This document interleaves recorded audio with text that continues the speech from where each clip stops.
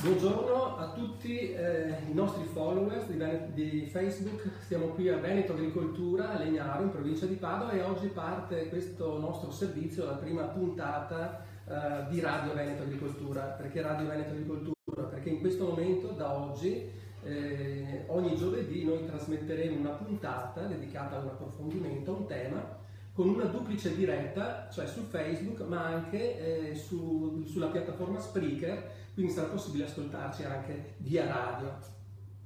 Oggi la prima puntata, essendo a ridosso di Vinitaly, in programma dal 15 al 18 di aprile a Verona, ovviamente la prima puntata non poteva essere che dedicata al settore vitivinicolo e in particolare a cosa Veneto Agricoltura fa, tra le tante cose che fa, cosa fa in ambito vitivinicolo.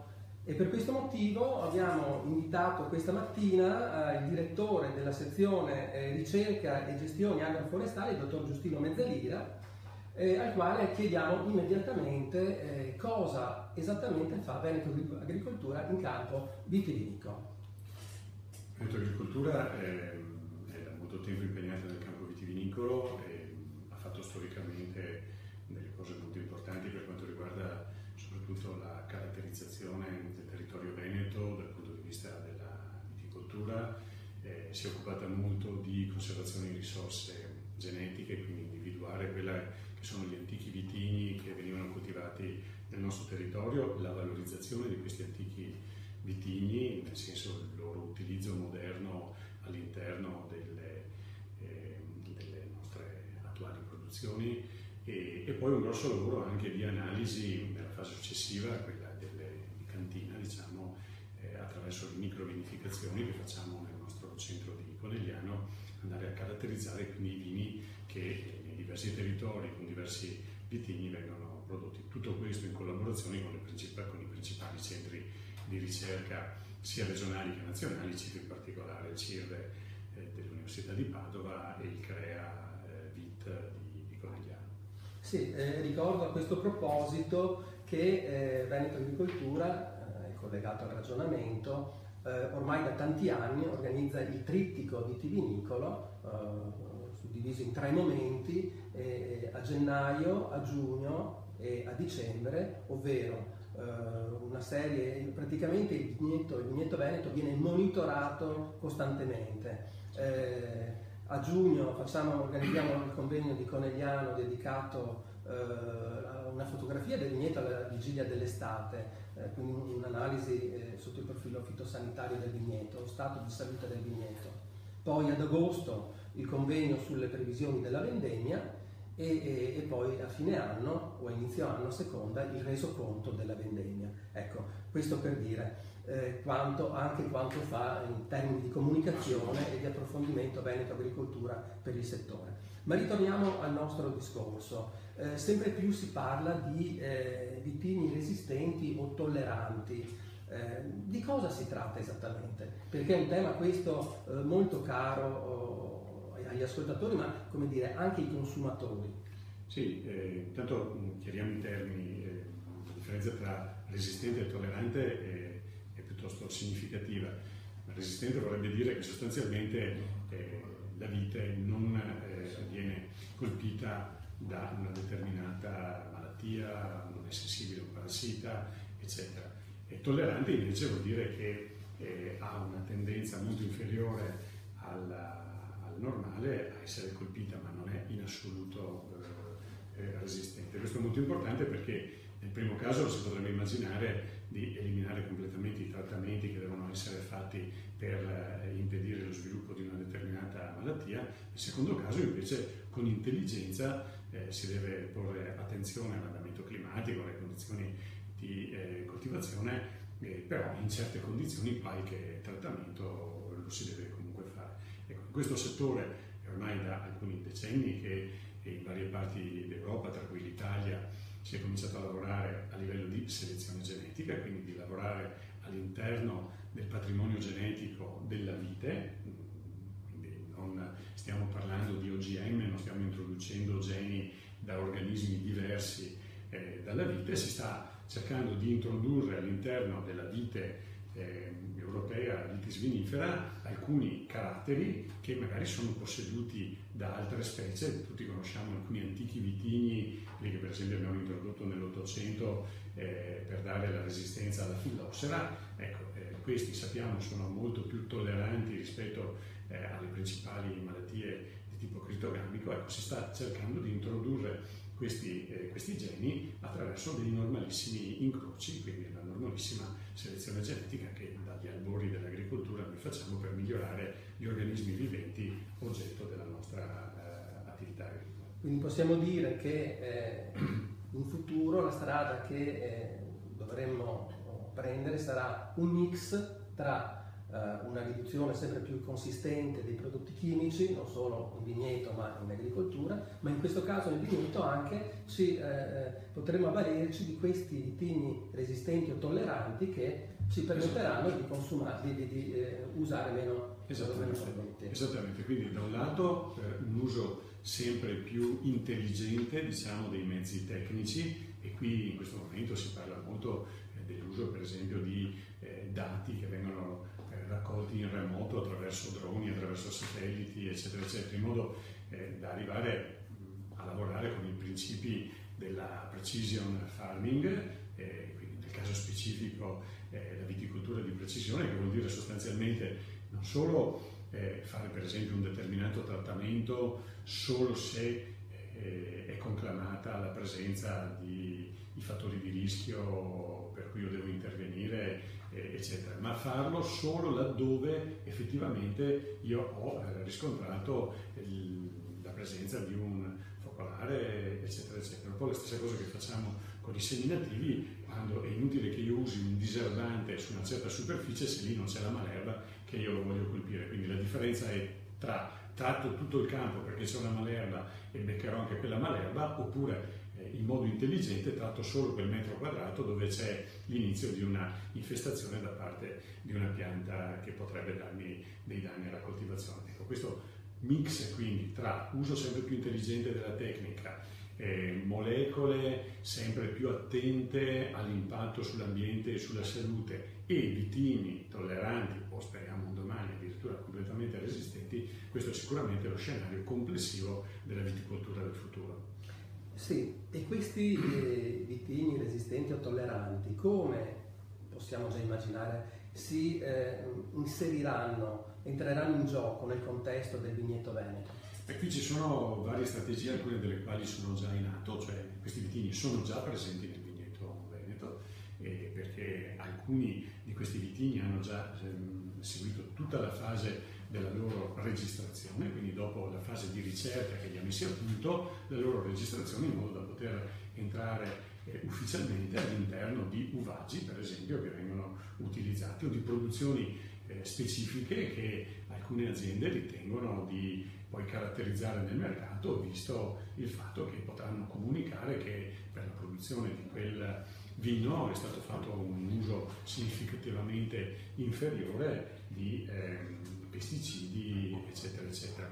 E un'altra, quindi possiamo immaginare una strategia dove alcune aziende coltiveranno solo questi vitigni o avranno una parte dei loro vigneti con questi vitigni, altre aziende invece in cui per esempio nelle aree più sensibili abbiamo delle aree in cui in questo momento c'è una forte tensione tra la popolazione locale e i viticoltori, ecco per esempio questi potrebbero essere utilizzati nelle fasce di rispetto intorno alle strade, intorno alle case, nelle aree naturalisticamente più significative, in modo da creare dei cuscinetti, appunto dei buffer, come si dice tecnicamente, e poi ovviamente tenendo distinto quello che produrrò con le tecniche tradizionali di viticoltura nel grosso dell'azienda da quello che andrò a produrre in queste aree che avranno delle destinazioni completamente diverse. Ma quindi abbiamo sottinteso di quale area stiamo parlando? Parliamo in Prosecco, parliamo anche di non solo, perché mi pare ci sia un po' una sovraesposizione, certo, in questo momento dell'area